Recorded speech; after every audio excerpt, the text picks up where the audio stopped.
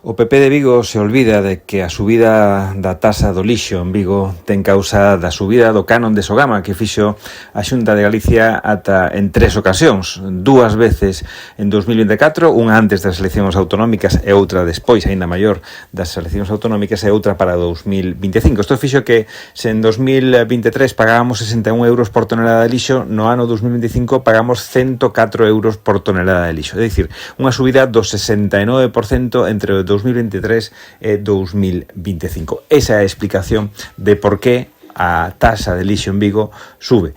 Se o PP da Xunta de Galicia baixa ou elimina o canon de Sogama, o día seguinte o recibo de lixo en Vigo baixaría automáticamente ese mesmo porcentaxe. Por tanto, hai que ver hacia Santiago e non tanto hacia Vigo. Por tanto, están sempre, os de sempre, defendendo a Santiago, sempre querendo que Vigo pague, sempre querendo que a cidadanía de Vigo se queixe do goberno de Vigo cando é o goberno de Santiago, cando é o goberno da Xunta de Galicia o que ten a responsabilidade e a culpa da subida do canon de Sogama. Por certo, hai que sinalar que en cidades ou localidades como Sanxenxo, por exemplo, ou Lalín ou en Ferrol, por exemplo, onde goberna o Partido Popular, tamén suben os impostos. Non se queixan o Partido Popular. O Partido Popular ten, por tanto, dúas linguaxes, unha cando goberna e outra cando está na oposición. Por tanto, que sexan serios e que miren hacia onde teñen que mirar, que hacia Santiago, e para que en Santiago se adopte a decisión de baixar o canon de Sogama.